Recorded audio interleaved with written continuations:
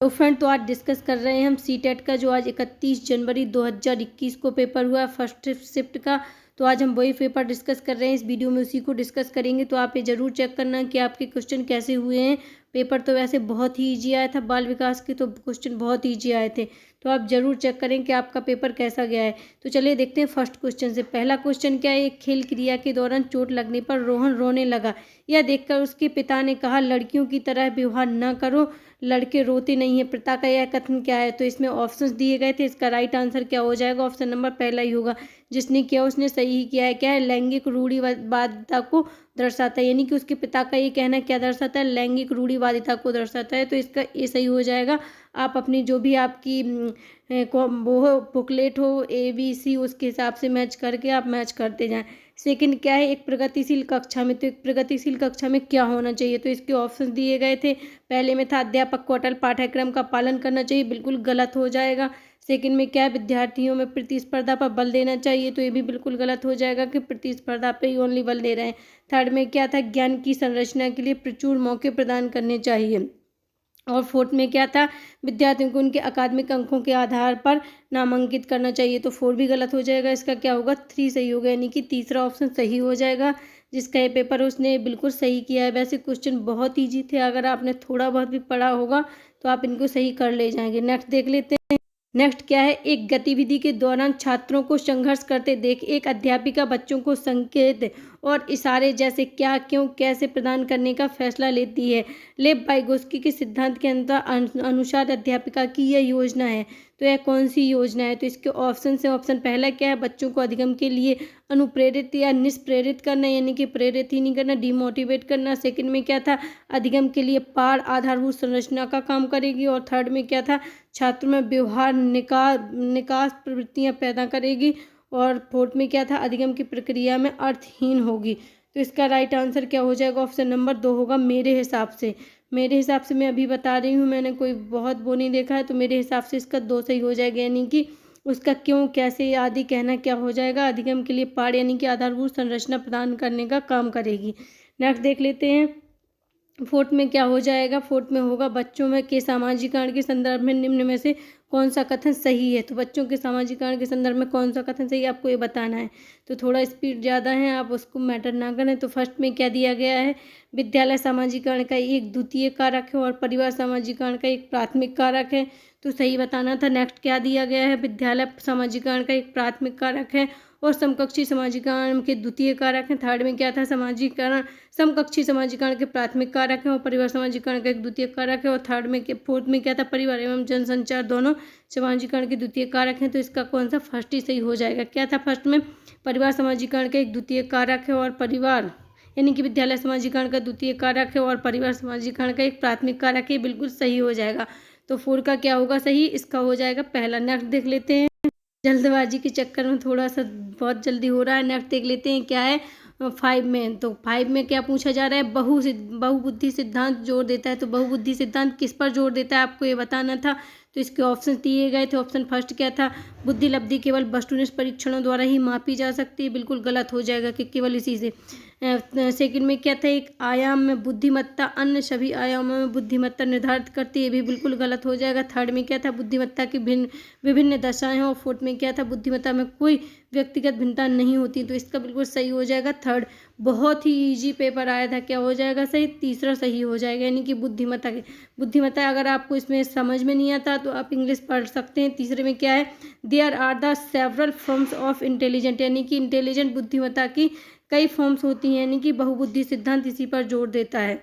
Next देख लेते हैं। नेक्स्ट क्या है, लॉरेंस कोलबर्ग के सिद्धांत के अनुसार किसी कार्य को इसलिए करना क्योंकि दूसरे इसे स्वीकृति देते हैं नैतिक विकास के डैश चरण को दर्शाता है। तो कौन से चरण को दर्शाता है, इसमें ऑप्शन दिए गए थे। ऑप्शन फर्स्ट क्या था, प्रथा पूर्व। नेक्स्ट क्या था, प्रथागत। और ऑप्शन थर्ड क्या था, उत्तर प्रथागत। और ऑप्शन फोर्थ क्या था, अमूर्त संक्रियात्मक। तो आपको ये प्रथागत और पूर्व प्रथागत नहीं समझ में आता तो आप इंग्लिश पढ़ सकते हैं। क्या दिया था, प्री कन्वेंशनल। सेकंड में क्या था, कन्वेंशनल। तो इसका क्या हो जाएगा, कन्वेंशनल। जिसने भी पेपर किया उसका सही है, यानी कि प्रथागत। नेक्स्ट देख लेते हैं। मैं भी ये क्वेश्चन पढ़ते ही अभी देख रही हूँ, इसके पहले मैंने पेपर अभी नहीं देखा है। तो फर्स्ट क्या है, 7th क्वेश्चन में क्या है, लेव वाइगोस्की का सामाजिक सांस्कृतिक परिप्रेक्ष्य अधिगम प्रक्रिया में डैश के महत्व पर जोर देता है। तो किसके महत्व पर जोर देता है, तो इसके ऑप्शन से ऑप्शन नंबर पहला क्या है, सांस्कृतिक उपकरणों पर, ऑप्शन सेकंड क्या है, गुणारोपण पर, ऑप्शन थर्ड क्या है, अभिप्रेरणा पर, और ऑप्शन फोर्थ क्या है, संतुलीकरण पर। तो लेव वाइगोस्की का सामाजिक सांस्कृतिक परिप्रेक्ष्य अधिगम प्रक्रिया में किस पर जोर देता है, तो किस पर जोर देता है, अभिप्रेरणा पर नहीं हो जाएगा, इसका हो जाएगा कल्चरल टूल्स होगा आई थिंक मेरे हिसाब से। तो नेक्स्ट देख लेते हैं, अगला क्या है, जीन पियाजे अपने संज्ञानात्मक विकास के सिद्धांत में संज्ञानात्मक संरचनाओं को डैश के रूप में वर्णित करते हैं। तो किसके रूप में वर्णित करते हैं, तो इसके ऑप्शन से ऑप्शन नंबर पहला क्या है, मनोवैज्ञानिक उपकरण, ऑप्शन सेकंड क्या है, उद्दीपक अनुक्रिया संबंध, ऑप्शन थर्ड क्या है, विकास का समीपस्थ क्षेत्र, ऑप्शन फोर्थ क्या है, सीएमबो स्कीमा और मनोबंध है, यानी कि स्कीमास। तो किसका, इसका राइट आंसर क्या हो जाएगा, जीन पियाजे ने स्कीमास की बात की है, तो इसका राइट आंसर हो जाएगा ऑप्शन नंबर 4 होगा, जिसने लगाया उसका सही है। नेक्स्ट क्या आता है, जीन पियाजे के संज्ञानात्मक विकास के सिद्धांत में पूर्व संक्रियात्मक अवस्था में विकास का मुख्य गुण क्या होता है। तो विकास का मुख्य गुण क्या होता है, पूर्व संक्रियात्मक क्रिया में आपको ये बताना है। तो इसके ऑप्शन से ऑप्शन पहला क्या था, अमूर्त सोच का विकास होता है पूर्व संक्रियात्मक क्रिया में। ऑप्शन सेकंड में क्या था, विचार सोच में केंद्रीकरण होता है। ऑप्शन थर्ड क्या था, परिकल्पित निगमनात्मक सोच पैदा हो जाती है पूर्व संक्रियात्मक में। और फोर्थ क्या था, संरक्षण और पदार्थों को क्रमबद्ध करने की क्षमता आती है। तो इसका राइट आंसर क्या हो जाएगा, जीन पियाजे के संज्ञानात्मक यानी कि पूर्व संक्रियात्मक अवस्था के विकास का गुण कौन सा होता है। तो इसका सेकंड सही हो जाएगा, विचार सोच में केंद्रीकरण होता है, सेंट्रलाइजेशन इन थॉट होता है। तो इसका 9 में का क्या हो जाएगा, सेकंड हो जाएगा। नेक्स्ट देख लेते हैं, अगला क्या आता है, विकास के संदर्भ में निम्न में से कौन सा कथन सही है। तो कौन सा कथन सही है आपको ये बताना है विकास के संदर्भ में। मैं भी ये पेपर फर्स्ट ही टाइम पढ़ रही हूँ, तो थोड़ी बहुत मिस्टेक हो सकती है, क्योंकि मैं पहली बार ही इन क्वेश्चनों को पढ़ रही हूँ, अभी जस्ट पेपर को देखा ही है। तो पहले में क्या दिया गया है, विकास की दर सभी संस्कृतियों में सभी के लिए समान होती है। सेकंड में क्या है, विकास केवल विद्यालय में होने वाला अधिगम से ही होता है। ऑप्शन थर्ड में क्या है, विकास केवल बाल्यावस्था के दौरान ही होता है। और फोर्थ में क्या है, विकास बहुआयामी होता है। तो आपको बताना है कि विकास के संदर्भ में कौन सा कथन सही है। तो इसका राइट आंसर 4 ही हो जाएगा, क्योंकि विकास क्या होता है, बहुआयामी होता है, मल्टी डायमेंशनल होता है डेवलपमेंट। तो इसका सही हो जाएगा 4। नेक्स्ट देख लेते हैं, अगला क्वेश्चन क्या पूछा गया था, जन्म से किशोर अवस्था तक बच्चे में विकास किस क्रम में होता है। तो किस क्रम में होता है जन्म से और किशोर अवस्था तक, तो किस में होता है, संवेदिक, फिर मूर्त, संवेदिक के बाद मूर्त, फिर उसके बाद में अमूर्त आता है। तो इसका भी क्या हो जाएगा, फर्स्ट ही हो जाएगा, क्योंकि सेकंड में क्या दिया है, अमूर्त। तो बच्चा पैदा होते ही अमूर्त थॉट तो सोचने नहीं लगता है, यानी कि उसमें कल्पनात्मक सोच तो आ नहीं जाती है। तो ये बिल्कुल गलत ही हो जाएगा, फर्स्ट से ही। सेकंड में क्या है, मूर्त, अमूर्त और संवेदिक। तो संवेदिक नहीं होता है, क्योंकि जब बच्चा होता है पैदा होता है तो वो क्या इंद्रियों के माध्यम से सोचता है, यानी कि उसको जब भूख लगती है तो वो चिल्लाने लगता है, रोने लगता है, या अपने हाथ पैर पटकने लगता है। तो ये भी थर्ड भी गलत हो जाएगा, क्योंकि उसमें मूर्त दिया है, मूर्त अभी नहीं आएगा। फोर्थ में क्या है, अमूर्त। तो फोर्थ तो बिल्कुल गलत ही हो जाएंगे। फर्स्ट, सेकंड और फोर्थ तो देखने से ही पता चल जाएगा कि ये दोनों गलत हैं। तो इसका राइट क्या हो जाएगा, फर्स्ट होगा, क्योंकि फर्स्ट में क्या है, संवेदिक, यानी कि पहले बच्चा पैदा होता है, जन्म से किशोरावस्था तक बच्चे का विकास कैसा होता है, तो जन्म लेता है जब बच्चा, तो अपने संवेगों के माध्यम से ही अपनी चीज़ों को प्रकट करता है, अपने चीज़ों या भावों को प्रकट करता है। तो इसका क्या हो जाएगा, फर्स्ट से सेकंड और फर्स्ट में, यानी कि फर्स्ट में क्या है, संवेदिक, मूर्त और अमूर्त सही हो जाएगा। क्या हो जाएगा, संवेदिक होगा, फिर पहले, फिर मूर्त होगा, फिर अमूर्त होगा, यानी कि फर्स्ट सही हो जाएगा। थोड़ा सा मैं भी कन्फ्यूजन और घबराहट में जल्दी बता रही हूँ। क्वेश्चन नंबर 12 देखते हैं। क्वेश्चन नंबर 12 में क्या पूछा गया था, एक प्रगतिशील कक्षा में व्यक्तिगत विभिन्नताओं को किस प्रकार देखा जाना चाहिए। बहुत इजी पेपर आया था। तो इसके ऑप्शन से ऑप्शन नंबर पहला क्या था, अधिगम की प्रक्रिया में बाधा। ऑप्शन सेकंड क्या था, अध्यापक के पक्ष पर असफलता। ऑप्शन थर्ड क्या है, अयोग्यता आधार समूह बनाने का मानदंड। और ऑप्शन फोर्थ क्या है, अध्यापन अधिगम प्रक्रिया की परियोजना के लिए महत्वपूर्ण है। तो इसका राइट आंसर क्या हो जाएगा, कक्षा में एक प्रगतिशील क्लासरूम में व्यक्तिगत भिन्नताओं को किस प्रकार देखा जाना चाहिए। तो किस प्रकार देखा जाना चाहिए, अध्यापन और अधिगम प्रक्रिया की परियोजना के लिए महत्वपूर्ण होगा क्या, व्यक्तिगत भिन्नता। तो इसका राइट हो जाएगा ऑप्शन नंबर 4। नेक्स्ट देख लेते हैं, अगला क्या पूछा गया था, एक समावेशी कक्षा में डैश पर जोर होना चाहिए। कक्षा में किस पर जोर होना चाहिए, तो इसके ऑप्शन दिए गए थे। क्या दिया गया था? प्रदर्शन अभिमुखी लक्ष्यों। ऑप्शन में सेकंड में क्या था? अभिभेदी समरूपी निर्देशनों। ऑप्शन थर्ड में क्या दिया गया था? सामाजिक पहचान के आधार पर छात्रों के अलगाव। ऑप्शन फोर्थ में क्या दिया गया था? हर बच्चे के सामर्थ्य को अधिकतम करने के लिए अवसर प्रदान करने।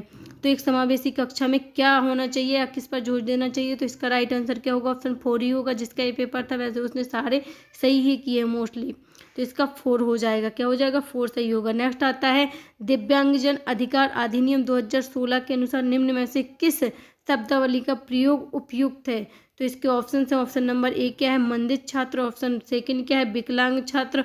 ऑप्शन थर्ड क्या है? छात्र जिसे शारीरिक दिव्यांगता है। और फोर्थ में क्या है? छात्र जिसका अशक्त शरीर है। तो क्या हो जाएगा? इसका सही क्या हो जाएगा? सारी सही क्या होगा?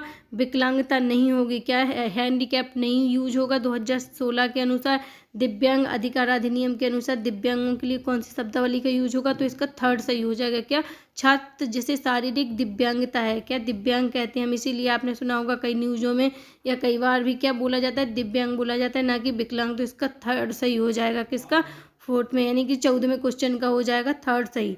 नेक्स्ट देख लेते हैं अगला क्वेश्चन क्या पूछा गया था। 15वां क्वेश्चन पूछा गया था अधिगम कठिनाइयों से जूझते छात्रों की जरूरतों को संबोधित करने के लिए एक अध्यापक को क्या नहीं करना चाहिए, तो इसके ऑप्शन तक नहीं पर आपको ज़्यादा फोकस करना था। तो इसके ऑप्शन दिए गए थे दृश्य श्रव्य सामग्रियों का इस्तेमाल। सेकंड में क्या था? संरचनात्मक शिक्षा शास्त्रीय उपागमों का इस्तेमाल। और थर्ड में क्या दिया गया था? व्यक्तिगत शैक्षिक योजना बनाना। और फोर्थ में क्या था?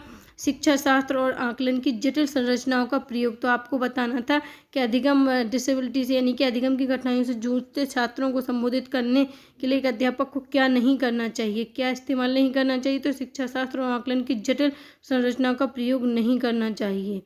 तो इसका फोर ही सही हो जाएगा। पेपर बहुत ही इजी था। नेक्स्ट क्या पूछा गया था? सृजनात्मक। नेक्स्ट पूछा गया था सृजनात्मकता की पहचान का प्रमुख लक्षण क्या है, तो सृजनात्मकता की पहचान का प्रमुख लक्षण आपको बताना है क्या होगा। इसमें ऑप्शन दिया था। फर्स्ट वाला क्या था? कम परिज्ञानता बोधगम्यता। और सेकंड में क्या था? अवसारी चिंतन। और थर्ड में क्या था? अति सक्रियता। ऑप्शन फोर्थ में क्या था? असतर्कता। तो इसका राइट आंसर क्या हो जाएगा? ऑप्शन नंबर सेकंड होगा। क्या होगा? डाइवर्जेंट थिंकिंग क्या होगा? सृजनात्मकता की पहचान होगी। अति सक्रियता, बच्चा हाइपर एक्टिव है लेकिन उसका सृजनात्मक नहीं है, यानी कि वो हाइपर एक्टिव तो बहुत है लेकिन वो कुछ कर ही नहीं पाता है, तो इसका कोई मतलब नहीं होगा। तो इसका राइट क्या हो जाएगा? अविचारी चिंतन ही सही होगा। नेक्स्ट देख लेते हैं अगला क्वेश्चन पूछा गया था विविध पृष्ठभूमियों के अधिगमकर्ताओं को संबोधित करने हेतु एक अध्यापक को, तो एक अध्यापक को क्या करना चाहिए, तो इसके ऑप्शन है। ऑप्शन नंबर पहला क्या है? विविधता संबंधी मुद्दों पर बातचीत टालनी चाहिए, अध्यापक को ये करना चाहिए। ऑप्शन नंबर सेकंड में क्या था? विविध विन्यासों से उदाहरण लेने चाहिए। ऑप्शन थर्ड में क्या था? सभी के लिए मानकीकृत आंकड़ों का इस्तेमाल करना चाहिए। ऑप्शन फोर्थ क्या थे? ऐसे कथनों का इस्तेमाल करना चाहिए जो नकारात्मक रूढ़िबद्ध धारणाओं को मजबूत करें। तो ये तो बिल्कुल ही गलत हो जाएगा फोर। थर्ड सेकंड में क्या पूछा था? विविध विन्यासों से उदाहरण लेने चाहिए, ये सही हो सकता है। और फर्स्ट में क्या था? विविध संबंधी मुद्दों पर बातचीत टालनी चाहिए। तो फर्स्ट और फोर्थ तो बिल्कुल ही गलत हो जाएंगे। अब सेकंड और थर्ड में से देखते हैं क्या पूछा गया था। विविध पृष्ठभूमियों के अधिगमकर्ताओं को संबोधित करने होते एक अध्यापक को, तो एक अध्यापक को क्या करना चाहिए, तो इसका राइट आंसर मेरे हिसाब से अगर मैं मानूं तो मेरे हिसाब से सेकंड सही होगा। क्या होगा? विविध विन्यासों से उदाहरण लेने चाहिए। तो इसका राइट आंसर क्या हो जाएगा? सेकंड हो जाएगा 17वें क्वेश्चन का। नेक्स्ट देखते हैं अगला क्वेश्चन क्या पूछा गया था। समस्या समाधान क्षमताओं को किस प्रकार सुसाध्य किया जा सकता है, किस प्रकार से सुसाध्य किया जा सकता है, तो इसके ऑप्शन दिए गए थे। लगातार अभ्यास और कार्यान्वयन पर जोर देकर। ऑप्शन सेकंड में क्या था? समस्याओं के हल हेतु अटल प्रक्रिया के इस्तेमाल को बढ़ावा देकर। ऑप्शन फोर्थ में क्या था? समरूपों के इस्तेमाल को बढ़ावा देकर। और फोर्थ में क्या है? विद्यार्थियों में डर की भावना पैदा करके। तो इसका राइट आंसर क्या हो जाएगा? तो इसका राइट आंसर क्या हो जाएगा? इसका एक तो फर्स्ट सही हो सकता है और दूसरा थर्ड सही हो सकता है। सेकंड क्यों नहीं होगा? क्योंकि सेकंड में क्या? समस्याओं के हल हेतु अटल प्रक्रिया के इस्तेमाल को, तो अटल फिक्स प्रोसेस किसी समस्या का समाधान नहीं होता है कि नहीं, यही फिक्स प्रोसेस हमें यूज करना है किसी भी हमें प्रॉब्लम को सॉल्व करना है। तो इसलिए सेकंड गलत हो जाएगा। अगर सेकंड में अटल प्रक्रिया ना होता तो सही हो जाता। तो इसका आंसर दो हो सकते हैं, तो फर्स्ट हो सकता है, एक थर्ड हो सकता है। नेक्स्ट देख लेते हैं, अगला देख लेते हैं नेक्स्ट में क्या बताया जा रहा है। अभी हम सारे क्वेश्चन ऑप्शन नहीं पढ़ेंगे, ओनली हम आंसर पर जाएंगे। तो क्या हो जाएगा इसका, अब अधिगम की अभिप्रेरणा को किस प्रकार कायम रखा जा सकता है, तो इसका राइट आंसर सेकंड हो जाएगा। क्या हो जाएगा, प्रवीणता अभिमुखी लक्ष्यों पर जोर देकर। नेक्स्ट देख लेते हैं, नेक्स्ट क्वेश्चन क्या पूछा जा रहा है, शर्मिंदगी। तो शर्मिंदगी का क्या है, फर्स्ट क्या है, का संज्ञान से कोई संबंध नहीं है। मुझे इसलिए पढ़ना पड़ा है क्योंकि मैं अभी फर्स्ट टाइम ये पेपर पढ़ ही रही हूँ। तो सेकंड में क्या पूछा जा रहा है, का संज्ञान का नकारात्मक प्रभाव पड़ सकता है शर्मिंदगी से। और थर्ड में क्या था, बच्चों को अधिगम हेतु अभिप्रेरणा करने के लिए बहुत प्रभावशाली। और फोर्थ में क्या था कि भाव को अध्यापन अधिगम प्रक्रिया में बारंबारता पैदा करनी चाहिए, यानी कि शर्मिंदगी के लिए क्या करना चाहिए, तो का संज्ञान से कोई संबंध नहीं है। राइट आंसर सेकंड ही हो जाएगा। क्या हो जाएगा, का संज्ञान पर नकारात्मक प्रभाव पड़ सकता है किसका, शर्मिंदगी का। नेक्स्ट देख लेते हैं, नेक्स्ट क्या पूछा गया था, 21वें क्वेश्चन में पूछा गया था, निम्न में से अध्यापन अधिगम का सबसे प्रभावशाली माध्यम कौन सा है। तो इसके ऑप्शंस दिए गए थे। पहले में क्या दिया गया था, विषय वस्तु को यंत्रवत याद करना, तो यंत्रवत से तो ये बिल्कुल ही गलत हो जाएगा फर्स्ट। सेकंड में क्या था, संकल्पनाओं के बीच संबंध खोजना। थर्ड में क्या था, बिना विश्लेषण के अवलोकन करना, तो बिना विश्लेषण दे दिया, इसलिए थर्ड भी गलत हो जाएगा। फोर्थ में क्या था, अनुकरण नकल को दोहराना, तो नकल से या अनुकरण से, ये भी बिल्कुल गलत हो जाएगा फोर्थ। तो राइट आंसर क्या हो जाएगा, बहुत ही ईजी था, क्या हो जाएगा, सेकंड हो जाएगा। क्या, संकल्पनाओं के बीच संबंध खोजना सही हो जाएगा। नेक्स्ट क्या पूछा गया था 22वें में, एक अध्यापिका को दिए गए किसी कार्यकलाप में छात्रों की विभिन्न त्रुटियों का विश्लेषण करना चाहिए, क्योंकि क्यों विश्लेषण करना चाहिए, तो इसके ऑप्शन दिए गए थे। इसके आधार पर वह दंड की मात्रा निर्धारित कर सकती है। सेकंड में क्या था, त्रुटियों की समझ अध्यापन अधिगम प्रक्रिया के लिए अर्थपूर्ण है। ऑप्शन थर्ड क्या था, इसके आधार पर वह ज़्यादा त्रुटियां करने वाले छात्रों को दूसरे छात्रों से अलग कर सकती है, तो अलग से तो बिल्कुल थर्ड गलत हो जाएगा। फोर्थ में क्या था, अधिगम केवल त्रुटियों के शोधन पर निर्भर करता है, तो ये भी बिल्कुल गलत हो जाएगा फोर्थ। और फर्स्ट में क्या था, इसके आधार पर दंड की मात्रा निर्धारित, तो फर्स्ट बिल्कुल ही गलत, दंड तो मैं देना ही नहीं है, तो इसका राइट आंसर क्या हो जाएगा, ऑप्शन नंबर सेकंड बिल्कुल सही हो जाएगा। त्रुटियों की समझ अध्यापन अधिगम प्रक्रिया के लिए अर्थपूर्ण है, तो 22 में का दूसरा सही होगा। नेक्स्ट देख लेते हैं, 23वें में क्या पूछा गया था, बच्चों को सीखने में कठिनाई होती है, जब कब कठिनाई होती है बच्चों को सीखने में, सूचना अलग अलग टुकड़ों में प्रस्तुत की जाए। सेकंड में क्या था, वो आंतरिक रूप से अभिप्रेरित हो। ऑप्शन थर्ड क्या है, अधिगम सामाजिक संदर्भ में हो। ऑप्शन फोर्थ क्या है, विषय वस्तु को बहुरूपों में प्रस्तुत किया गया हो। तो बच्चों को सीखने में कब कठिनाई होगी, तो इसका राइट आंसर क्या हो जाएगा, ऑप्शन नंबर पहला, सूचना अलग अलग टुकड़ों में प्रस्तुत की जाए तो उनको क्या होगा, सीखने में कठिनाई हो जाएगी, या विषय वस्तु को बहुरूपों में प्रस्तुत किया गया हो। मेरे हिसाब से तो फर्स्ट ही होगा, क्या हो जाएगा, पहला सही होगा। नेक्स्ट देख लेते हैं, अगला क्वेश्चन क्या दिया गया, अधिगम की सर्वोत्तम अवस्था कौन सी है। तो अधिगम की सबसे अच्छी अवस्था कौन सी, पहले में क्या था, उच्च उत्तेजना और उच्च भय, यानी कि उच्च उत्तेजना, हाई एक्साइटमेंट और भय होना चाहिए। सेकंड में क्या था, निम्न उत्तेजना और उच्च भय। और थर्ड में क्या था, संतुलित उत्तेजना कोई भय नहीं। और फोर्थ में क्या था, कोई उत्तेजना नहीं कोई भय नहीं। तो सर्वोत्तम अवस्था कौन सी होगी, तो थर्ड बिल्कुल सही हो जाएगा, संतुलित उत्तेजना होनी चाहिए और भय कोई नहीं होना चाहिए, तो इसका राइट आंसर क्या हो जाएगा, थर्ड होगा। फर्स्ट सेकेंड सही क्यों नहीं हुए, क्योंकि में उच्च भय है, भय नहीं होना चाहिए, क्योंकि भय की अवस्था में इसको अच्छी अवस्था नहीं माना जाएगा, तो इसलिए फर्स्ट सेकंड तो इसीलिए गलत हो जाते हैं। फोर्थ में क्या था, कोई उत्तेजना नहीं कोई भय नहीं, तो वो तो निष्क्रिय ही हो जाएगा, इसलिए थर्ड सही होगा। नेक्स्ट देख लेते हैं, 25 में क्या पूछा गया था, अधिगम का संरचनात्मक विचार यह सुझाव देता है कि ज्ञान की संरचना में, तो ज्ञान की संरचना में क्या होना चाहिए। फर्स्ट में क्या दिया था, बच्चे की कोई भूमिका नहीं होती है, बिल्कुल गलत है फर्स्ट। तो सेकंड में क्या था, बच्चे पूर्ण रूप से वयस्कों पर निर्भर करते हैं, ये भी बिल्कुल गलत है कि पूर्ण रूप से वयस्कों पर निर्भर करते हैं। थर्ड में क्या था, बच्चे सक्रिय भूमिका निभाते हैं, ये सही हो जाएगा। लेकिन हम फोर्थ को भी देखते हैं, फोर्थ में क्या दिया गया था, बच्चे पूर्ण रूप से पाठ्य पुस्तकों पर निर्भर रहते हैं। तो ये तो आप बिल्कुल आंख बंद करके, इतना ईजी पेपर आया है कि आप बिल्कुल सॉल्व कर सकते हैं, तो इसका सही आंसर क्या हो जाएगा, थर्ड हो जाएगा। कि अधिगम का संज्ञानात्मक विचार यह सुझाव देता है कि ज्ञान की संरचना में बच्चे सक्रिय भूमिका निभाते हैं। ये कथन किसका है, तो जीन पियाजे का। जीन पियाजे ने बच्चों को नन्हे वैज्ञानिक और सक्रिय खोजकर्ता कहा है, तो ये उसी से आया है क्वेश्चन, तो इसका राइट आंसर थर्ड हो जाएगा। नेक्स्ट क्या पूछा गया था, अधिगम के लिए निम्नलिखित में से कौन सी धारणा उपयुक्त है, तो कौन सी धारणा सही है, तो इसके ऑप्शन दिए गए थे, योग्यता सुधार्य है। सेकंड में क्या दिया गया था, योग्यता अटल है। और थर्ड में क्या दिया गया था, प्रयासों से कोई फर्क नहीं पड़ता है। ऑप्शन फोर्थ में क्या दिया था, असफलता अनियंत्रित है। तो इसका राइट आंसर क्या आंसर हो जाएगा, पूछा क्या गया था, अधिगम के लिए निम्नलिखित में से कौन सी धारणा उपयुक्त है, तो कौन सी धारणा उपयुक्त है, योग्यता सुधार्य है, यानी कि योग्यता इम्प्रूवमेंट होती है। योग्यता से। तो इसका राइट आंसर हो जाएगा फर्स्ट, यानी कि हम योग्यता को सुधार कर सकते हैं। ऐसा नहीं है कि हम आज मूर्ख हैं तो कल भी मूर्ख ही रहेंगे। हाँ, मूर्ख वो रहेगा जो बिल्कुल ही जड़ बुद्धि होगा, लेकिन अगर किसी को आज कोई चीज़ नहीं आती और वो सीखना चाहता है तो वो सीख सकता है, कल अगर वो सीखना चाहे तो सीख सकता है। तो योग्यता क्या है? सुधार, यानी कि हम उसमें इम्प्रूवमेंट कर सकते हैं योग्यता में, एबिलिटी में। किसी को अगर आज सब्जी या रोटी बनाना या खाना बनाना अच्छे से नहीं आता है, थोड़ा बहुत भी आता है, तो अगर वो उसको प्रैक्टिस करे तो हो सकता है कल जाके मास्टर शेफ बन जाए। तो योग्यता क्या है? सुधार है, इसलिए इसका राइट आंसर होगा फर्स्ट। नेक्स्ट क्या पूछा गया था? निम्नलिखित में से कौन सी परिपाटी विद्यार्थियों में संकल्पनात्मक समझ में बढ़ोतरी करने में सहायक है? तो कौन सी परिपाटी? इसके ऑप्शन पहला क्या था? प्रतिस्पर्धा आधारित प्रतिस्पर्धाएं। सेकंड में क्या दिया था? पाठ्य पुस्तक केंद्रित शिक्षा शास्त्र। और थर्ड में क्या दिया था? बारंबार परीक्षाओं। और फोर्थ में क्या था? अन्वेषण और संवाद। तो कौन सी परिपाटी संकल्पनात्मक समझ को बढ़ावा देती है? तो इसका राइट आंसर क्या हो जाएगा? ऑप्शन नंबर 4, यानी कि अन्वेषण और संवाद। क्या हो जाएगा? किसी भी चीज़ को या संकल्पनात्मक समझ को बढ़ावा देती है। 4 सही होगा 27 में का। नेक्स्ट क्वेश्चन देख लेते हैं। 28 में क्या पूछा जा रहा है?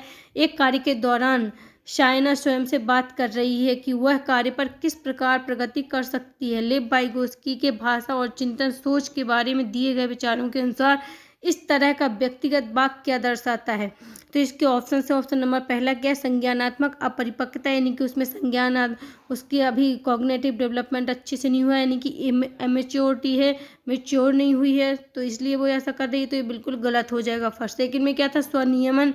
और थर्ड में क्या था? आत्म केंद्र। तो फोर्थ में क्या था? मनोवैज्ञानिक विकार। तो इसका बिल्कुल सही आंसर क्या होगा? ऑप्शन नंबर सेकंड होगा, यानी कि स्वनियमन कर रही है। क्या कहा है? वाइगोत्स्की ने प्राइवेट स्पीच वो भी बोला जाता है इसको, यानी कि इसको प्राइवेट स्पीच को क्या कहा है? कि बच्चा अपने कार्यों को निर्देशित, यानी कि सेल्फ रेगुलेशन करने के लिए बच्चा अपने आप से बात करता है, तो इसको क्या बोला जाएगा? स्वनियमन बोला जाएगा। नेक्स्ट देख लेते हैं। अगला क्वेश्चन पूछा गया था 29वां, मूल्यांकन पद्धति का लक्ष्य होना चाहिए।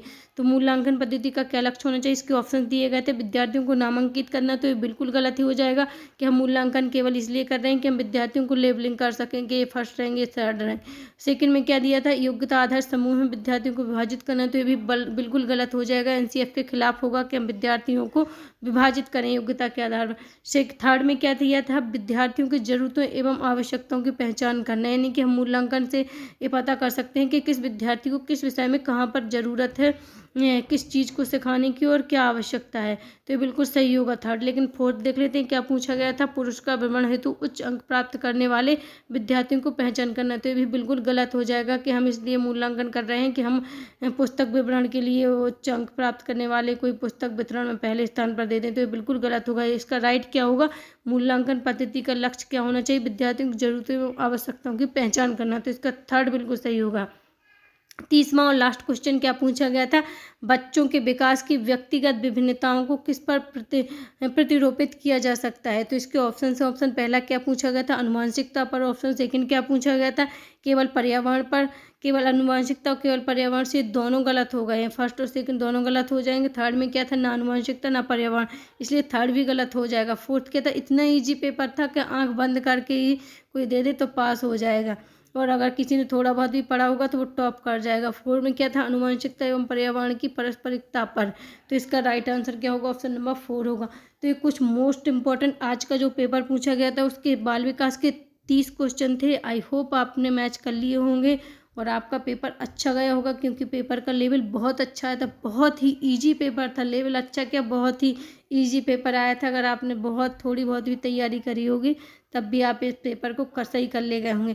इसके अगले वाले वीडियो में हम इसके आगे के पार्ट डिस्कस करेंगे। ईवीएस, मैथ है, ये सब डिस्कस करेंगे। हिंदी और संस्कृत का भी डिस्कस करेंगे। तो आपको ये वीडियो अच्छा लगे तो वीडियो को लाइक ज़रूर करें और वीडियो को शेयर ज़रूर करें।